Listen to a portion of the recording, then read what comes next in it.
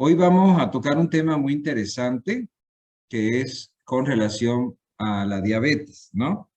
Y voy a empezar compartiendo mi pantalla. El tema de las causas por las que ocurre, ¿no? La diabetes. Vamos a ver las alteraciones bioquímicas también y los alimentos que debería de consumir y los que no debería de consumir, ¿no? Entonces, iniciamos hace media hora con una encuesta que ya van 3 semestres que la estoy aplicando. Y aquí vemos, este es el primer semestre, 87 respuestas. Me decían, la pregunta era, ¿es la diabetes una enfermedad? ¿Es un síndrome o es mala suerte? 96% alrededor se mantiene. El semestre pasado bajó un poquito, el 95.6%, pero este semestre volvió al 96%, diciendo que la diabetes es una enfermedad. Vamos a discutirlo si realmente es una enfermedad o es un síndrome, o será que es por mala suerte que tenemos diabetes. Tal vez me faltó una aquí, por mala nutrición, ¿no? La segunda pregunta, ¿qué es común en los diabéticos? Y ahí vamos viendo que también ha habido en este semestre, después de 269 respuestas acumuladas, 95.5% dice que lo que es común en todos los diabéticos es un aumento de glucosa en sangre. Apenas el resto, que serían 2% aproximadamente, dicen que es aumento de peso, y una opción 4 que no sabe o no responde en un 2%, ¿no? La tercera pregunta, ¿qué no puede consumir un diabético? Aquí vemos 93, empezamos 93%, ahora bajo, la segundo semestre bajo a 91%, y ahora 90% dice que no debe consumir azúcar. Hay un porcentaje pequeño que dice que no debe consumir miel, más todavía que no debe consumir endulzantes sintéticos. Aquí. Y un poquito que dice que no deben consumir stevia. Muy bien. Esto también da mucha tela para cortar, ¿ya? Porque entre el azúcar y la miel es lo mismo. La miel también tiene glucosa. Y la glucosa es la que nos aumenta el nivel de glucosa en sangre, ¿no ve? Por lo tanto,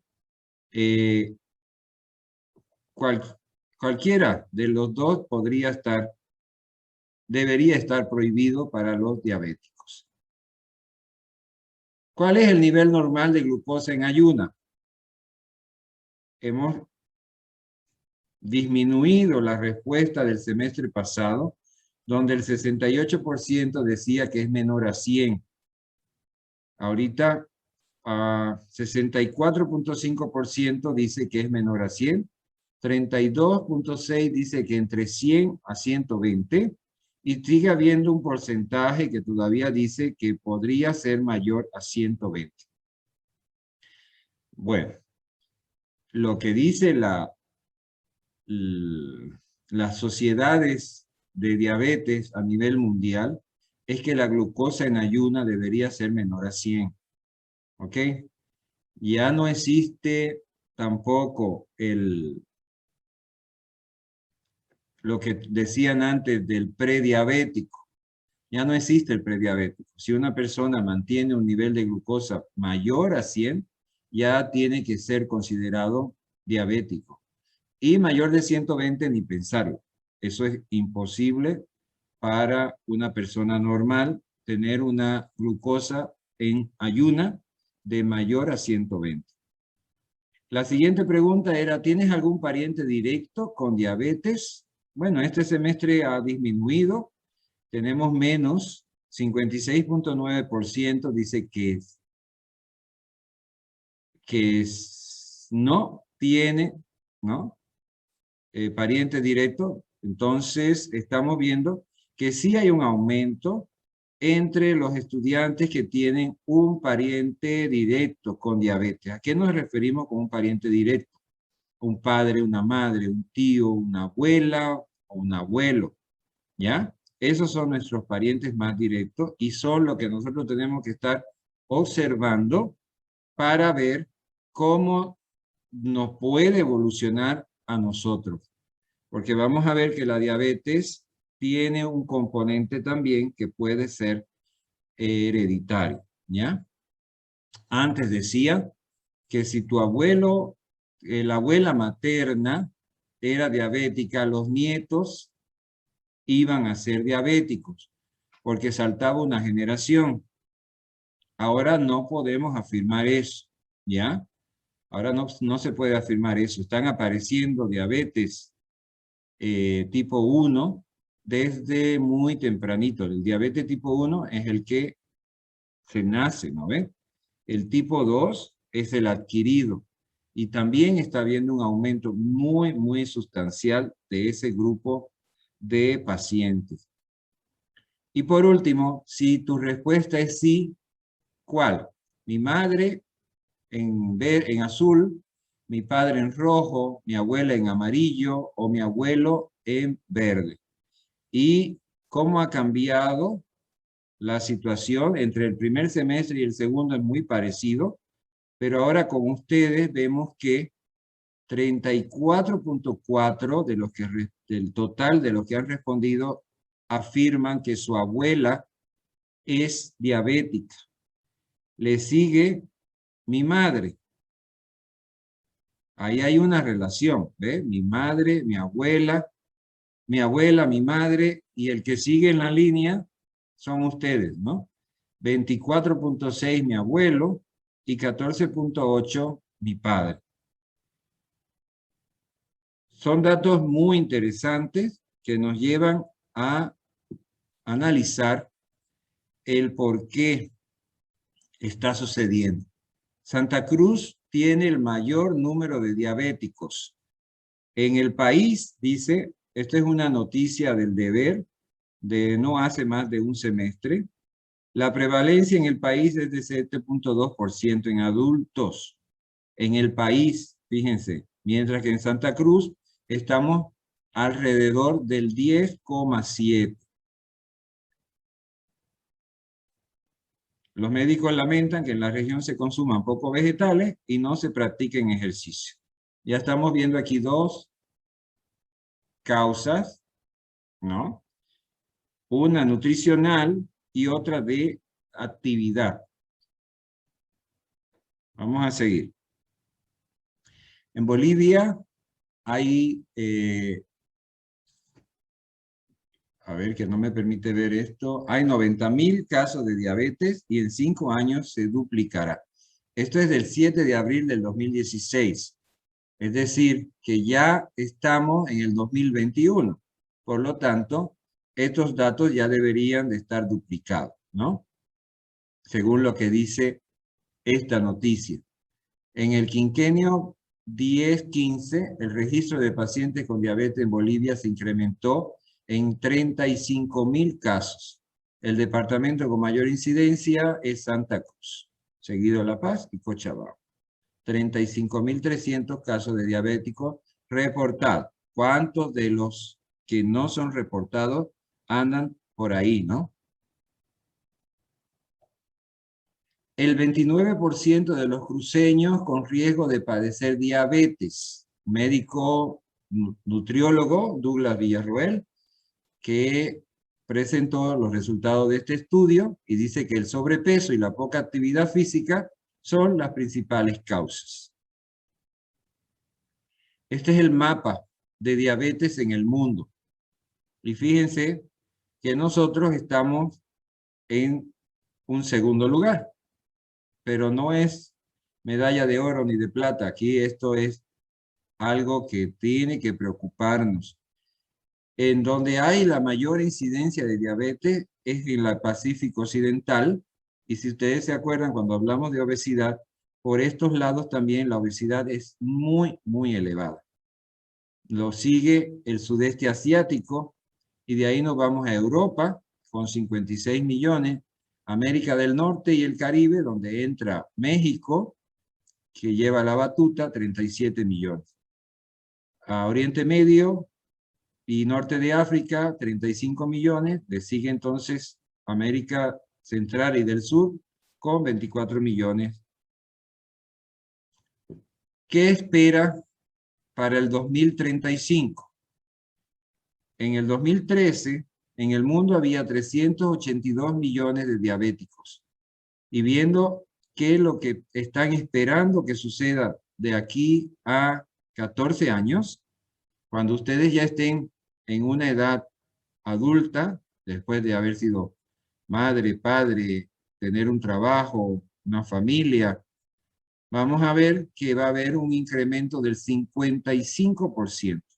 592 millones de personas con diabetes en el 2035. Y estos serían los países que van a estar comandando, ¿no? África, ahí no entiendo muy bien estas. Esta es la población mundial, creo. Bueno, no sé, pero vamos a tener un aumento de 55%. En el 2017, la OMS nos dijo que el número de personas con diabetes ha aumentado de 108 millones, que era en el 1980, a 422 millones en el 2014. Esta prevalencia en adultos mayores de 18 años aumentó del 4.7 al 8.5.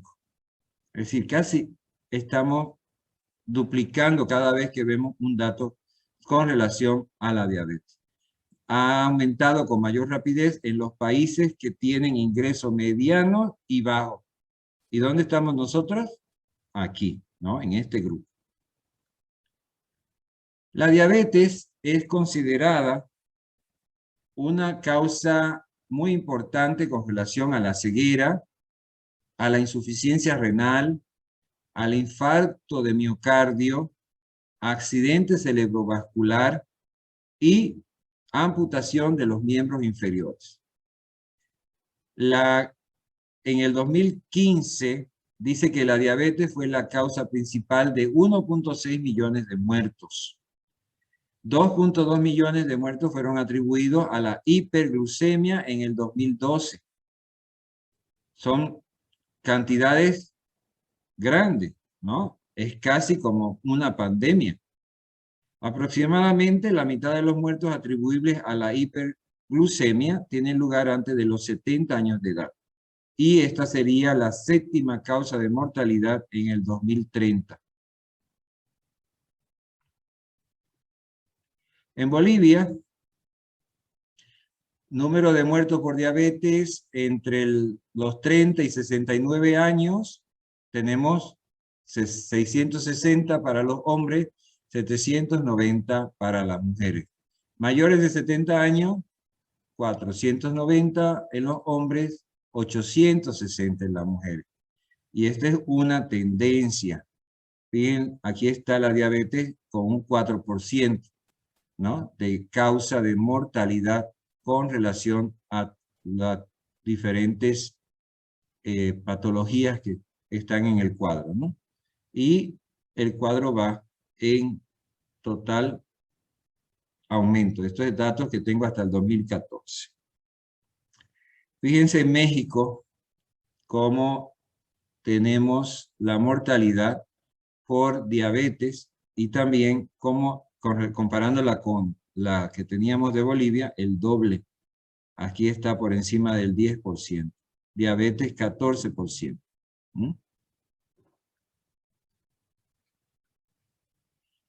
A ver, entonces, cuando le pregunté la primera, ¿es una enfermedad o es un síndrome? La respuesta es que es un síndrome. ¿Por qué? La diabetes mellitus no tiene una sola afectación. Es decir, no es solamente que se me sube la glucosa, ¿no? Es un síndrome dentro del cual vamos a tener que individualizar diferentes entidades no zoológicas. Porque es verdad, el nexo común es la hiperglucemia, es decir, tener la glucosa elevada en la sangre. ¿Y cuáles son las consecuencias? Las complicaciones específicas. Estas son las que son comunes a todas las formas de diabetes. Entonces, vamos a complementar diciendo que la diabetes es un trastorno crónico de base genética caracterizado por 3 tipos de manifestaciones. Volvamos después a esta base genética, ¿de acuerdo?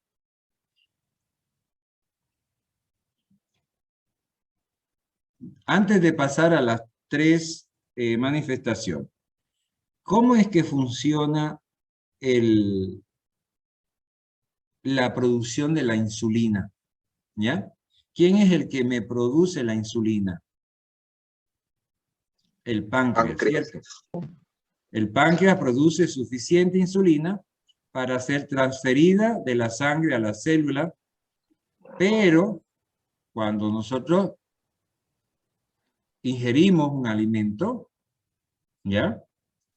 En cualquier forma, nosotros vamos a ir trabajando mediante el proceso de digestión, aportando enzimas, aportando ácido en el estómago, y vamos a ir deshaciendo ese alimento. Pero digamos que yo agarre y me ponga una pastilla, ¿no? Un dulce en la boca que tiene glucosa disponible inmediatamente.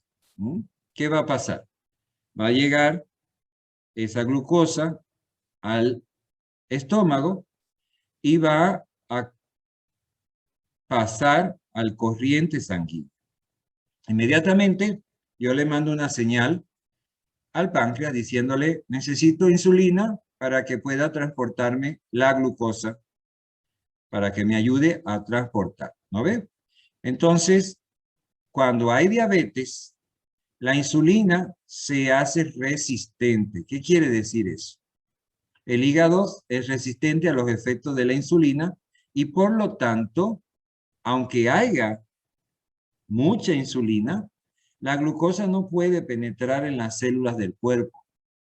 Entonces los niveles de glucosa van a continuar creciendo en el corriente sanguíneo y los altos niveles de glucosa pueden causar muchas complicaciones serias y peligrosas, porque lamentablemente nuestro sistema no es compatible con niveles elevados de glucosa en sangre. Es nuestra fuente de energía. Nos dan bastante energía, 4 kilocalorías por cada gramo. Pero, lamentablemente, nuestros órganos no son compatibles con esa elevada cantidad, ¿no? Entonces, al tener una insulina resistente, yo no puedo hacer ese transporte a menos que me la pase haciendo ejercicio para ir quemando calorías todo el tiempo, ¿no ves? Decíamos que entonces la diabetes tiene estos 3 síndromes. El primero es un síndrome metabólico, ¿ya? Consiste en hiperglucemia, glucosa elevada en sangre, glucosuria en la orina, presencia de glucosa, polifagia, hambre, polidixia, sed y poliuria, muchas ganas de orinar. Después vamos a mencionar de nuevo estas P que están aquí, porque se convierten en un síntoma claro de una persona diabética. Alteraciones en el metabolismo de los lípidos y de las proteínas como consecuencia de un déficit absoluto o relativo en la acción de la insulina. Entonces, síndrome metabólico por todas estas causas que hemos mencionado. Luego viene el síndrome vascular, que puede ser macroangiopático y microangiopático. Macro, grande, ¿no? Micro, pequeña. Entonces, alteración en el tamaño de nuestras arterias y que afecta a todos los órganos, pero especialmente el corazón, la circulación cerebral, periférica, los riñones y la retina. De ahí viene el problema de la ceguera que decíamos al inicio de la charla. Y por último es un síndrome neuropático que puede ser a su vez autónomo y periférico, ¿no? Con pérdida de sensación en las manos, las piernas y demás. Decíamos que era las P, que le dije ahorita, vamos a mencionar como una señal. La diabetes se considera una enfermedad de las 5P, que serían polidipsia, le hemos dicho ahorita mucha sed, polifagia, mucha hambre, poliuria, orinar mucho, el prurito, la picazón y pérdida de peso al iniciar la enfermedad. Y luego, ya cuando es diabético, puede que el paciente aumente de peso. Estos síntomas lo que significan es que el paciente tiene una descomposición de la enfermedad. El diabético, si es un síndrome tratable, ¿no? Entonces, no siempre vamos a estar viendo esto, pero sí cuando haya una descompensación, perdón. Entonces, este grafiquito que está en el internet, conoces algunos de los síntomas de la diabetes, y hay sed constante, deseo frecuente de orinar, aumento del apetito, visión borrosa, cansancio crónico, heridas que no sanan, pérdida repentina de peso y problemas sexuales. Aquí están todavía, están las 5P y algunas más todavía. ¿Cómo vamos a clasificar la diabetes? La diabetes se clasifica en 3 tipos. La primera, le vamos a llamar la de tipo 1, que es la diabetes mellitus inmunodependiente. Esta es la que nuestro páncreas no produce la insulina para metabolizar la glucosa. Por lo tanto, desde el inicio tenemos que ver que el paciente va a necesitar de una aplicación de insulina. El segundo, el tipo 2, es el diabetes mellitus no inmunodependiente o diabetes adquirida. Nace la persona normal, tiene una vida normal y en un momento de su vida empieza a tener las complicaciones y se le declara diabético.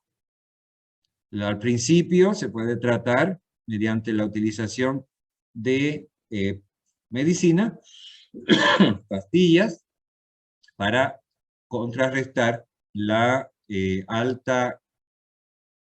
glucosa, ¿no?, en sangre.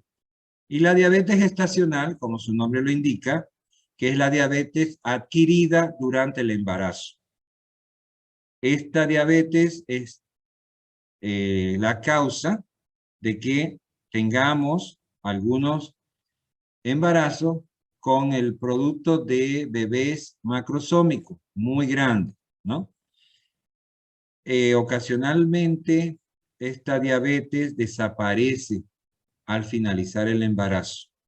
Esa es otra de las cosas que está sucediendo también actualmente, que muchas de las madres con diabetes gestacional pasan a la diabetes tipo 2, aunque dice que se mantiene el nombre de diabetes gestacional. Aquí está, la diabetes gestacional. La define por la presencia de las alteraciones de la glucemia durante el embarazo. El término es independiente del tipo de tratamiento o de si esta condición persiste después del embarazo. Y ahí está el nivel sanguíneo alto de glucosa en la madre, le proporciona glucosa adicional al bebé, crece y hace que el bebé aumente de peso y nazca 5 kilos, 6 kilos, como el último que nació en Valle Grande, ¿no? Bueno, ¿qué es lo que deberíamos de hacer para estar, todos aquellos que dijeron que su abuela, que su madre es diabética, tenemos que estar atentos? Y cada 3 años, dice, en sujetos con edad igual o superior a 45 años particularmente, y principalmente en aquellos que tienen un índice de masa corporal mayor o igual a 25 IMC. Entonces, por favor, si tienen su abuela diabética y su mamá no se ha hecho un estudio, yo creo que ustedes ya como estudiantes de bioquímica tienen que estar atentos a esto, ¿de acuerdo? O dice que a cualquier edad, o más frecuentemente con sobrepeso mayor a 25 IMC y con factores de riesgo adicional. Aquellos que han tenido una ADM gestacional, que tienen una tolerancia alta a la glucosa o glucemia basal alterada, mujeres con antecedentes de recién nacidos macrosómicos mayores a 4,5 kilos, todos los que tenemos hábitos sedentarios, si hay una hipertensión arterial mayor a 140-90 miligramos de presión, historia familiar de diabetes mellitus en primer grado, ojo, ¿ya? Dislipemia, HDL, colesterol mayor a 35 o triglicéridos mayor a 250. Ser miembro del grupo étnico con alta prevalencia en diabetes mellitus. ¿Adivinen qué? Estamos en el grupo étnico que tiene alta prevalencia de diabetes mellitus. Latinos. Mujeres diagnosticadas con síndrome de ovario poliquístico y pacientes con historia de enfermedad cardiovasculares. Entonces, ojo, si nosotros entramos en este grupo, deberíamos de estar haciéndonos las pruebas cada cierto periodo de tiempo. Alteraciones de un paciente diabético. Vamos a ver alteraciones en el metabolismo de la glucosa, alteraciones en el metabolismo lipídico y alteraciones en el metabolismo de la proteína y las lipoproteínas. Cuando hablamos de las alteraciones en el metabolismo de la glucosa, ¿qué es lo que pasa? Bueno, empezamos con la menor captación de glucosa por el tejido muscular y adiposo. Esto por menor activación del transportador de glucosa, el glutatión 4, en los tejidos dependientes, reduciendo su síntesis o interfiriendo con su translocación desde el citosol a la membrana. Entonces, hay una menor captación de glucosa, ¿ya? Hay una reducción de la síntesis de glucógeno a nivel hepático y muscular. ¿Por qué?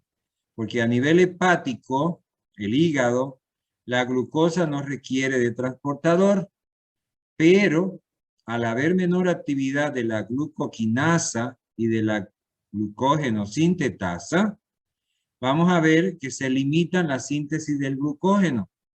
A nivel muscular, la menor actividad de exoquinasa y de glucógeno sintetasa tienen también igual efecto.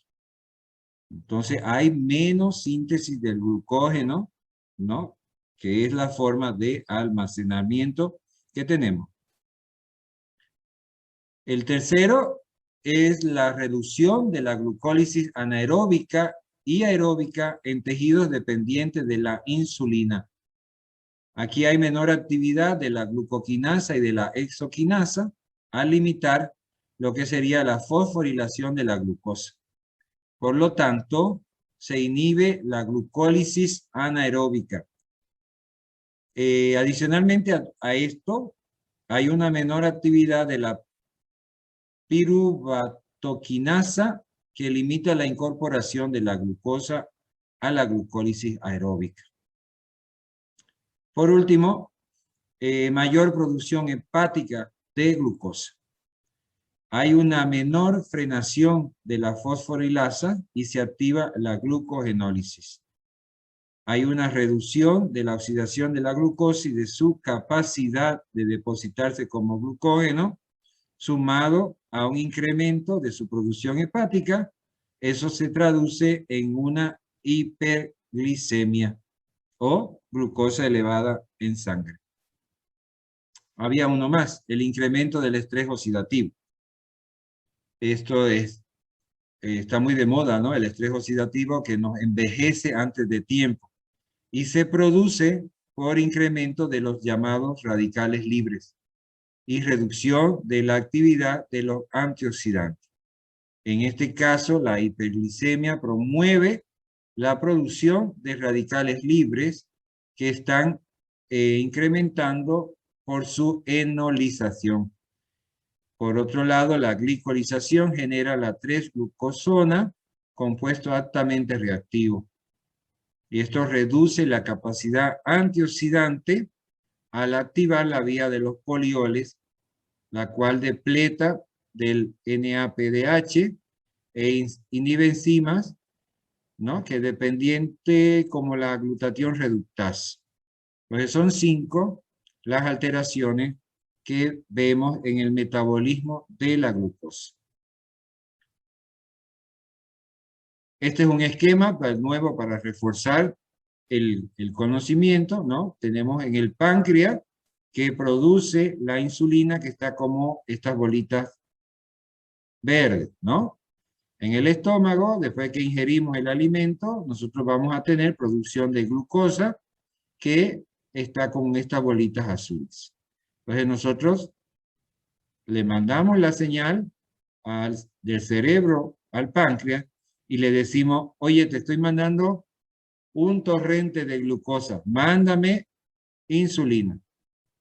Y comienzan a mandarme insulina, ¿no?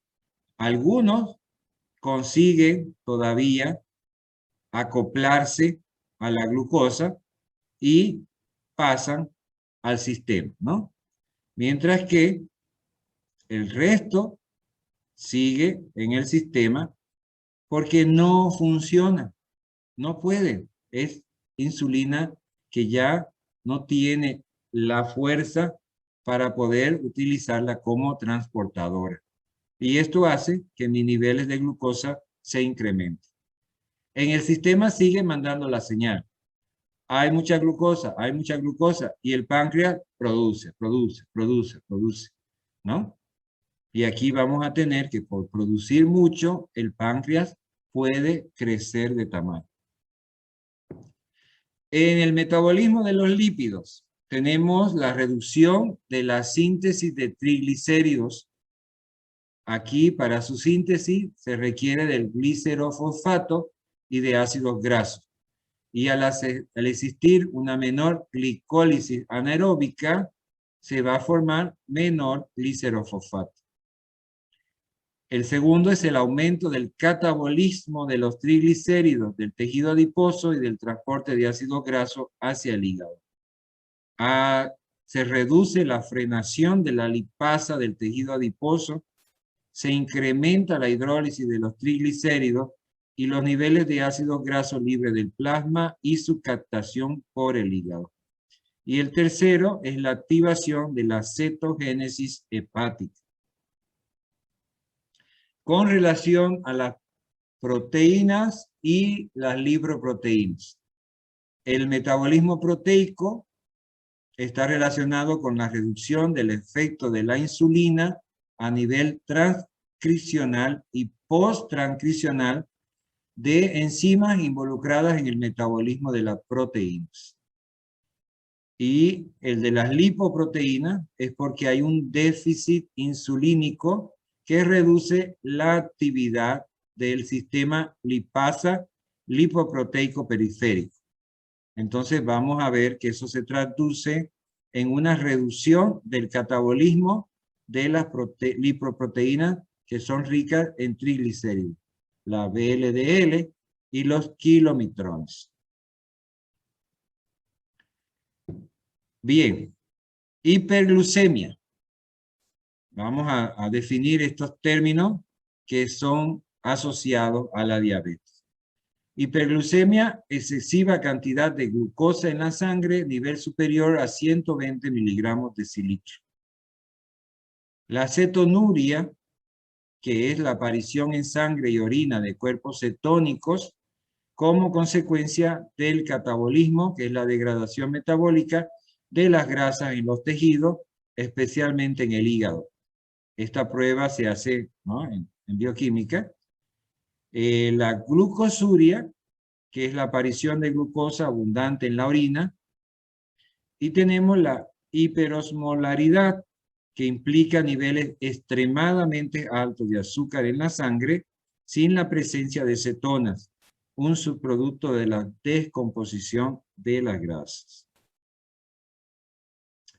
Tenemos también la acidosis metabólica, en el que el pH en sangre arterial y venosa se presenta bajo, llegando en ocasiones a cifras menores de 7, por lo que existe un déficit de la concentración de bicarbonato. Tenemos también alteraciones electrolíticas, como niveles séricos de cloro normal, los de sodio normal o bajo, y los de fósforo y potasio normales o altos. Otras alteraciones que pueden ustedes observar en un análisis laboratorial: hay frecuentemente leucocitosis, marcada desviación a la izquierda, hay elevación de las amilasas, de las transaminasas, creatin, fosfoquinasa, amilasuria. También pueden ser incrementada la concentración de triglicéridos séricos y aparecer kilomitrones en el análisis, ¿no? Bueno, la determinación de la tolerancia a la glucosa y la alteración de la glucemia en ayunas. Esa es una prueba. No sé si ustedes ya la han podido hablar, pero tal vez la mayoría tenga conocimiento de el tipo de análisis que se realiza, ¿no? El paciente llega al laboratorio en ayuna y se le toma su muestra de sangre inicial. Inmediatamente se le da una cantidad medida de azúcar disuelta y se le pide que lo tome completamente. El paciente se mantiene en el laboratorio porque no puede salir a caminar, ¿no? Y se le empieza a hacer una toma de muestra a la media hora, a la hora, y creo que la última es a las 2 horas. Entonces vamos a ir viendo cómo él hace la asimilación de esa glucosa, ¿no? Y como podemos ver, el deterioro de la tolerancia a la glucosa y la alteración de la glicemia en ayuna son estados de transición entre la normalidad y la diabetes. Se supone que después de las 2 horas, el paciente debería de volver a un nivel normal de azúcar en sangre, porque ya es el tiempo suficiente para que el cuerpo lo haya asimilado, ¿no? Quienes sufren esta descompensación, es decir, que a las 2 horas yo me hacen mi análisis, me dice que tengo 140 miligramos, eso quiere decir que ya no estoy tolerando la glucosa. Y estaría dentro del grupo de diabetes tipo 2.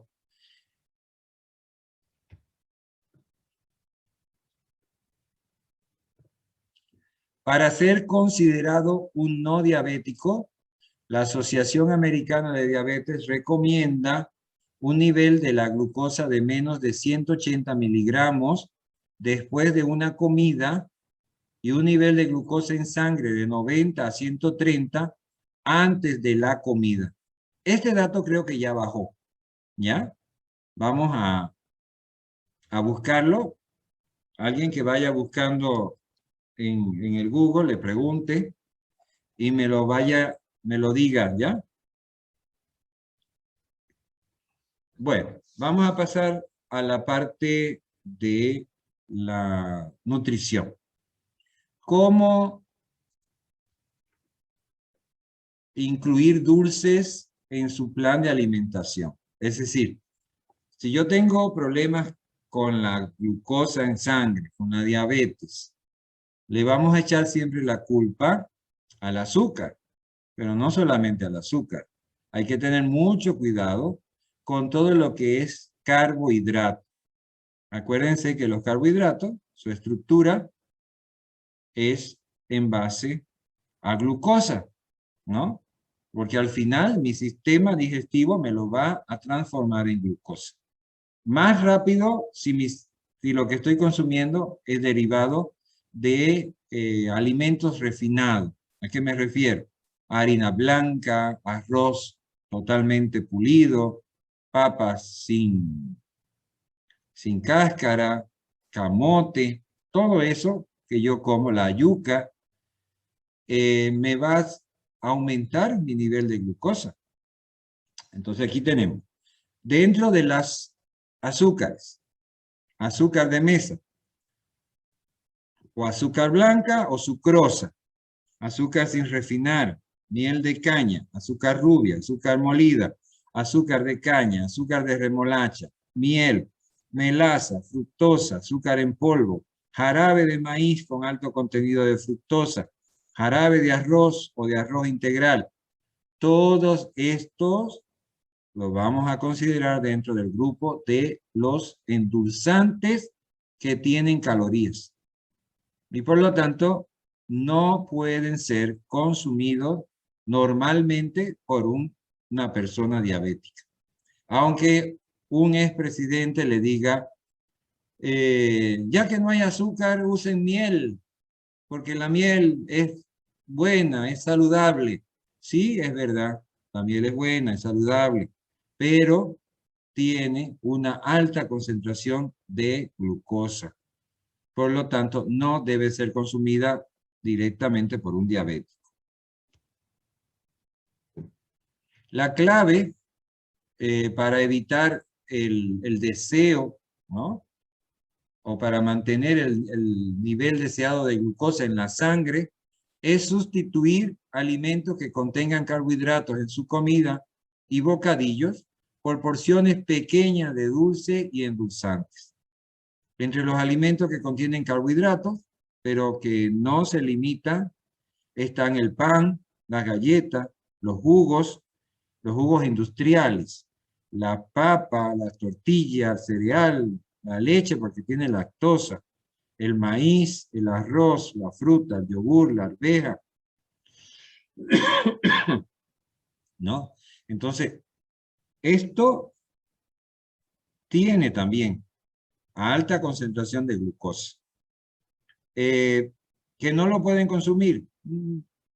Lo podemos hacer consumir moderadamente, pero intercambiando, ¿no? En vez de comprar un pan blanco, ofrezcámosle un pan integral, pero de los de verdad, ¿no?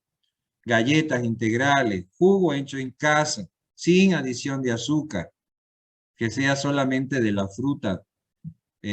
Mucho cuidado también porque por ejemplo, que puede comer fruta y me le dan un racimo de uva, por ejemplo.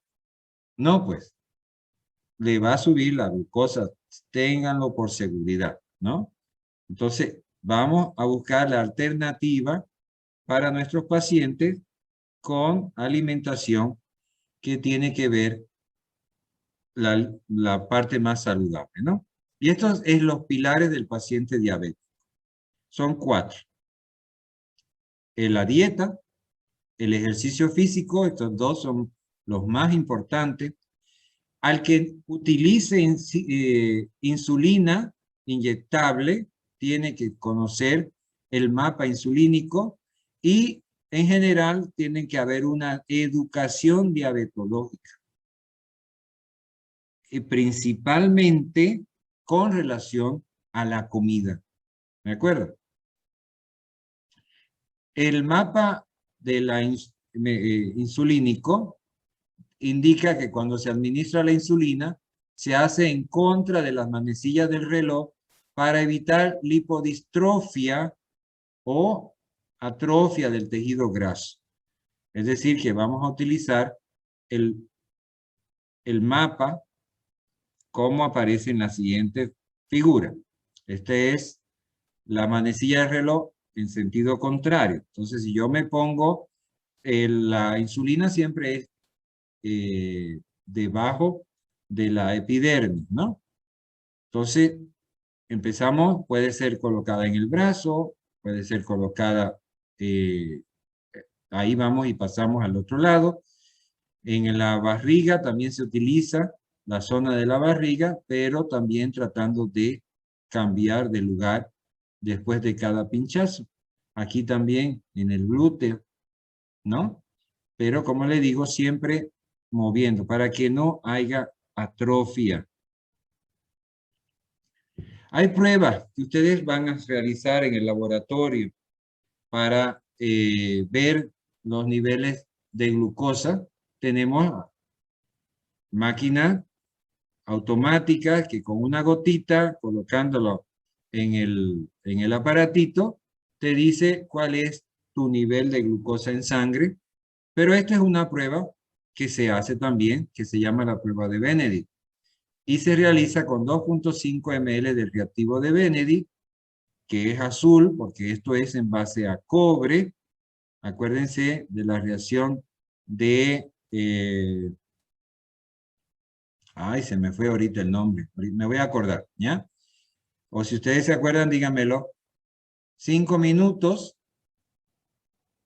en baño María y dependiendo del nivel de glucosa va a haber un cambio de azul a marrón ladrillo. ¿Ya saben cómo se llama esta reacción?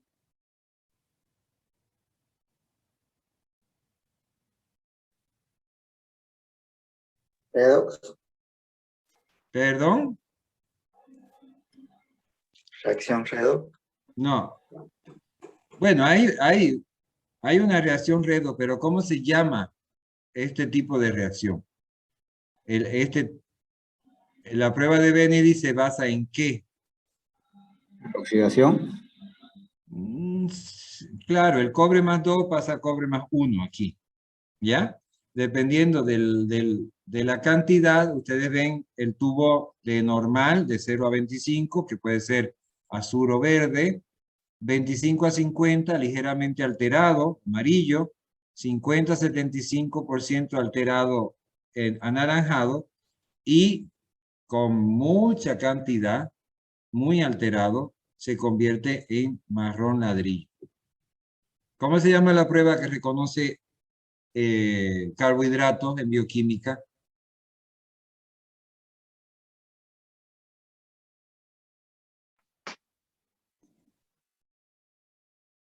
La prueba de Fehling. Ay, Dios mío. ¿Ya se acordaron?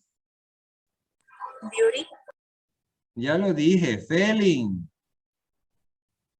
La reacción de cobre, Fehling A y Fehling B en presencia de glucosa, fructosa, todos los azúcares reductores me van a dar esta reacción que está aquí. La prueba de Inver, tomamos también 2.5 de orina, se le agrega 0.5 de amoníaco, se vierte despacio por las paredes del tubo y 4 gotas de reactivo de Inver que se deja reposar de 5 a 10 minutos. Y comienzan a aparecer los anillos cetónicos que son de color violeta. Y según el grosor, indica simbólicamente el número de cruces. Entonces aquí, una cruz, 2 cruces, 3 y 6 a 7, donde hay 5 cruces. Negativo en la 1, positivo ya de las 2 en adelante. Puede ser positivo en ayunas y otras enfermedades distintas a la diabetes también. Todo diabético debería de andar con una tarjeta de identificación. Usted puede salvar mi vida, su nombre, edad, dirección. Soy diabético, por favor, si pierdo conocimiento, deme un vaso de agua con azúcar y lléveme al hospital más cercano. Por favor, contactarse con mi doctor. Tengo diabetes 1, tengo diabetes 2, puedo tener una hipoglicemia o estar en cetoacidosis. Esto puede salvar vidas, ¿ya? Bien. Vamos a dejar de compartir.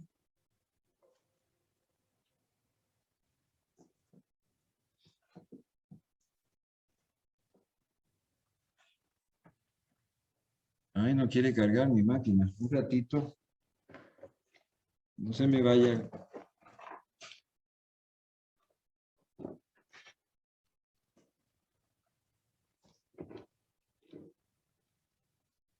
No quiere cargar. Ay, caramba.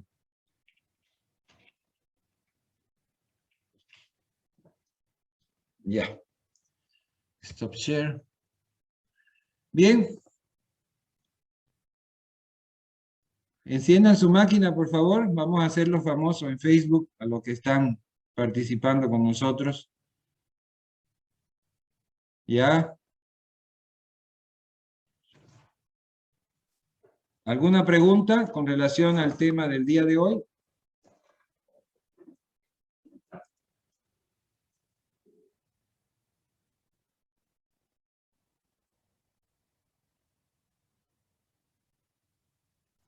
La insulina, doctor, se lo realiza por vía intravenosa, ¿no? O también existen medicamentos. No. Tengo entendido que la insulina se coloca subcutánea, ¿ya? No intravenosa, subcutánea. Y la cantidad es de microlitros, muy pequeña cantidad, no llega a 1 ml, dependiendo del grado que tenga, ¿no? Ahorita tenemos la ventaja de que se puede producir insulina en laboratorio, ¿no? La insulina sintética, que es la que se comercializa. Y antes de que el paciente utilice insulina, el médico va a tratar de controlar la glucosa mediante el uso de medicamentos, de pastillas, ¿no? Como por ejemplo la metformina, que lo que hace es ralentizar el proceso de absorción de los carbohidratos. ¿Mm? Y como decía, uno de los pilares de un enfermo diabético es conocer la enfermedad. Tiene que entender qué es lo que pasa. Tenemos testimonios que ustedes pueden buscar en internet de atletas olímpicos que son diabéticos, ¿no? Es decir, un diabético podría vivir su vida normal siempre y cuando se mantenga controlado, siempre y cuando no haga abuso de lo que come, porque no hay otra forma de aumentar la glucosa en sangre. ¿O ustedes conocen algún otro procedimiento para aumentar la glucosa en sangre que no sea lo propio que la persona come? No me vengan a decir, me puedo poner un suero glucosado. No, no. Hablemos de cosas sólidas, ¿no? De comida. ¿Qué es lo que hace que me suba la glucosa en la sangre? Lo que yo coma. ¿No ve? Entonces, si yo me levanto y en vez de prepararme, qué sé yo, un café con poca azúcar, porque aquí tenemos la costumbre, y lo he visto en muchos de los lugares que he visitado, que aquí toman café con azúcar. ¿Mm? ¿Cuántas cucharitas de azúcar le ponen ustedes a su café o a su té? Sinceramente, Ahí me están diciendo 3 cucharillas. ¿Quién más? A ver, hagan señales. 2 cucharillas. 3, ¿ya? Y yo he visto gente que 1, 2, 3, 4. Cuando ya van con el 4, mis ojos ya se van poniendo grandes, así de, pero ¿vas a tomar azúcar o café? No, a la gente le gustan aquí las cosas bien dulces, bien dulces. ¿Mm? Y eso también se ve en los postres que se hacen. Todo, o es muy dulce, o a veces también se nos va la mano en los salados. Pero ese ya fue el tema. Hipertensión no la hemos tocado todavía, ¿no ve? Obesidad. El tema de la semana que viene es hipertensión, para que vayan buscando alguna información. Pero eso es lo principal. Les decía, en vez de tomarse un cafecito, un tecito, una taza de leche, que me va a dar realmente nutrientes, hay gente que se desayuna con Coca-Cola, por favor, ¿no? Por favor, ¿qué es eso? ¿A quién se le ocurre? Tengo una anécdota de una amiga tiene un laboratorio, ¿no? Y en un día cualquiera apareció un chofer de micro a hacerse una prueba porque se sentía un poco descompensado, ¿ya? Y cuando le tomaron la sangre y le hicieron la glucosa, la tenía mayor de 300. Mayor de 300. Entonces, no sabían ni cómo esta persona podía haber llegado caminando al laboratorio. Y ahí le empezaron a cuestionar qué hacía, ¿no? Entonces, realmente es un grupo de personas que tiene una vida eh, difícil, porque no es fácil ser conductor de micro. Entonces, ¿qué desayuno hoy? Ah, sí, en una parada me compré una Coca-Cola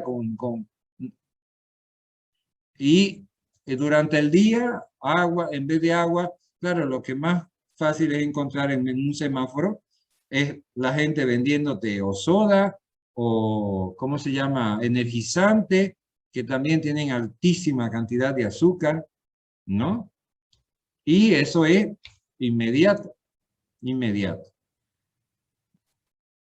Entonces, la primera opción para una persona que está empezando un proceso es controlarse con dieta.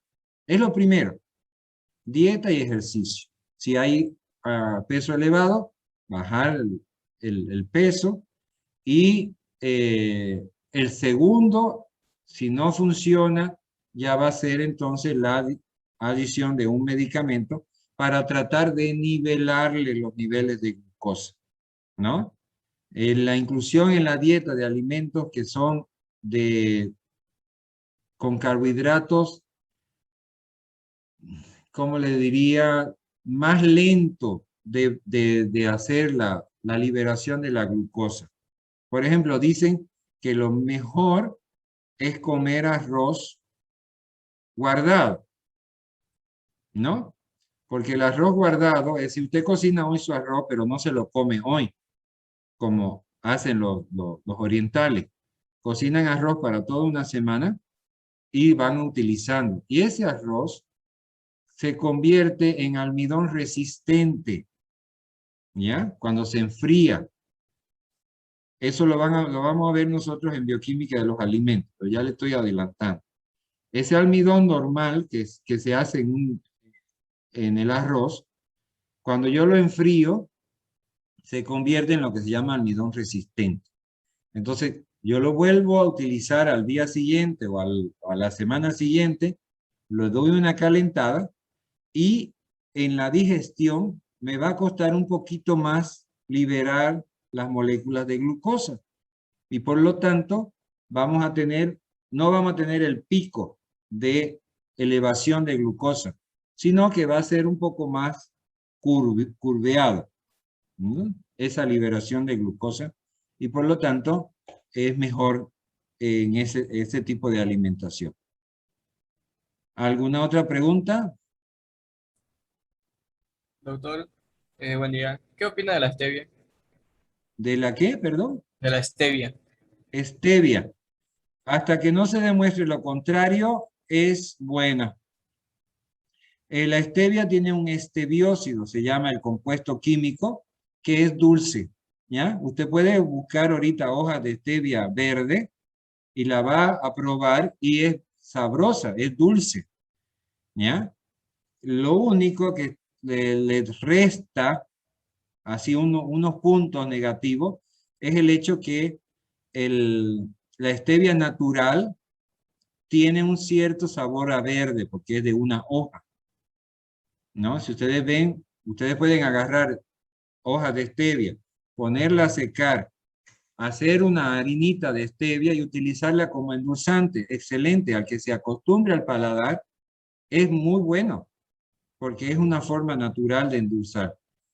Ahora, el estebiócido que se vende en un polvito blanco es ya extraído en laboratorio. Entonces ahí viene lo que le dan ese valor negativo. Ah, no, que es un producto hecho en laboratorio, que puede tener bla, bla, bla, bla, bla, y que puede hacer daño también. Pero entre azúcar, después de ahí miel, stevia, y de ahí vienen los endulzantes naturales, como por ejemplo la sucralosa, que es derivada del azúcar. Anoten ahí para que después vayan investigando químicamente. A ver, ahorita me están haciendo una pregunta, pero déjenme terminar lo que estoy planteando, ¿no? Y vamos por azúcar, miel, después viene la stevia, después viene la sucralosa, está también el, el derivado de un aminoácido, ay, no me acuerdo ahora, y después vienen los sintéticos, ¿no? La sacarina sódica, el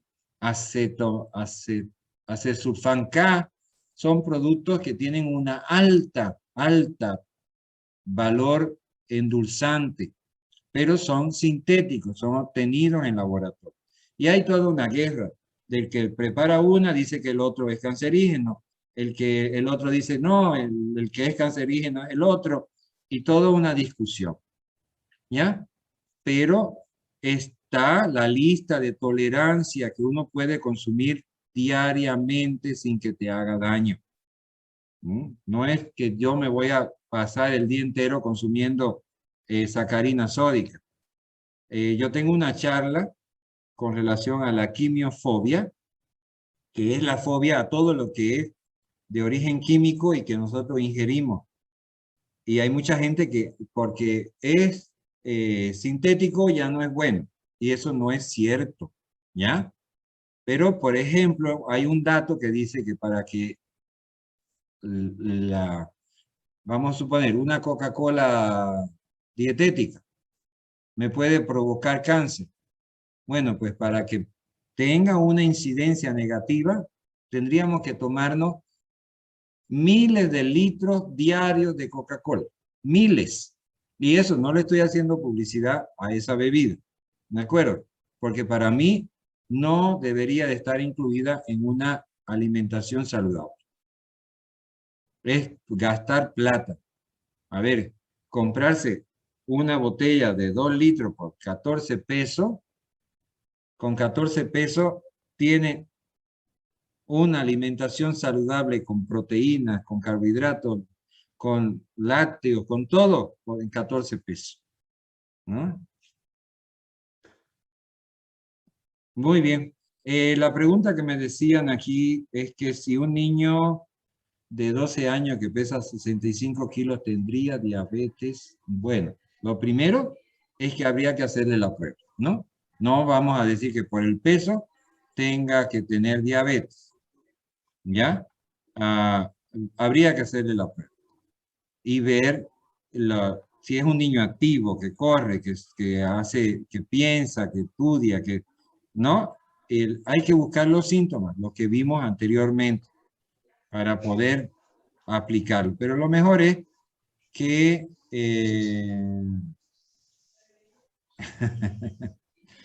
No, es la probabilidad de un niño obeso es que llegue a un adulto obeso. Y un adulto obeso va a terminar con una de las siguientes: diabetes o hipertensión. Y el que empieza con diabetes termina hipertenso. El que empieza hipertenso termina diabético, casi siempre.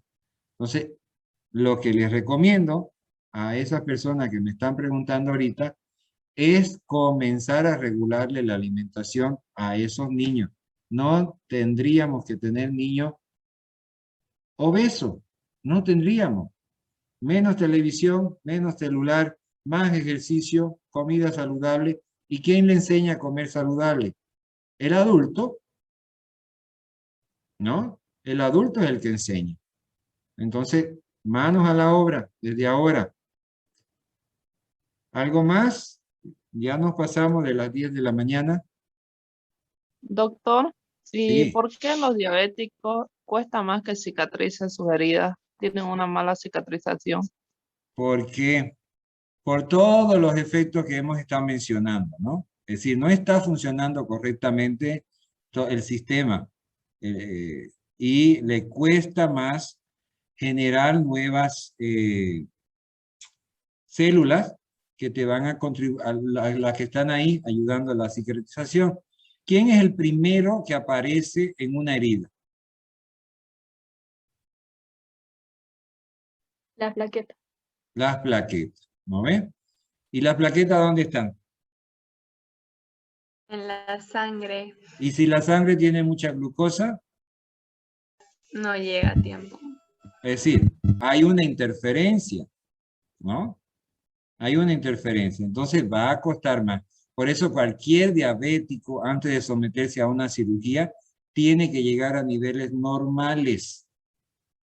Tiene que llegar a niveles normales y mantener esos niveles normales. No hemos tocado el punto de la parte psicológica del paciente, porque hay veces que por cómo uno se siente, ¿no? También te puede aparecer un pico de glucosa, pero eso no lo vamos a tocar. Bueno, jóvenes, la clase está grabada, después lo voy a subir. Ya tengo el programa, ya me lo pusieron en la computadora, así que hoy, este fin de semana, me voy a dedicar a poner mis videos en orden y comenzar a subirlo, porque ya se nos está acercando el final de mes y los segundos parciales, ¿no? Muy bien, cualquier cosita nos estamos charlando por el WhatsApp. Pónganse presente aquí porque no está en la plataforma hoy.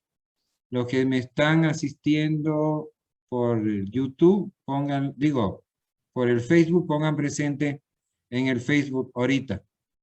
Después de las 10 y 16, no hay presencia. Gracias por participar y respondiendo la encuesta y por las preguntas hechas hoy en la clase. Así me gusta que haya un intercambio y nos vemos el miércoles de la siguiente semana, miércoles 21 ya. Bueno, Doctor, entonces el único tratamiento que se puede dar a las personas con diabetes es que sigan constantes con su tratamiento adecuado y que tengan una buena alimentación, porque tengo entendido que no hay una solución, ¿no? Para esto, simplemente tratarlo y mantenerlo. Exactamente. El diabetes tipo 1, toda la vida. El diabético tipo 2 podría revertirse. Podría volver a una vida normal siempre y cuando mantenga su vida saludable, ¿no? Su alimentación saludable, su ejercicio diario, ¿no? Así que a cuidarnos. Ustedes tienen toda la juventud encima ahorita, pero vieron las estadísticas y las estadísticas hay que tomarlas en cuenta. Porque si duplicamos, aquí ahorita en la sala tengo 100 alumnos. Si dice que en Santa Cruz tenemos 10% de incidencia, estoy diciendo que de los 100 que hay en sala, 10 pueden que tengan diabetes y no lo saben, ¿no? Y si eso se duplica al año 2035, 20 de los que están en la sala van a tener diabetes. Es alarmante, ¿ya? Y como le digo, todo lo podemos solucionar con nuestra base que estamos aprendiendo en esta materia. Un gusto, cuídense y que Dios los bendiga. Hasta luego, doctor. Hasta luego, doctor. Hasta luego.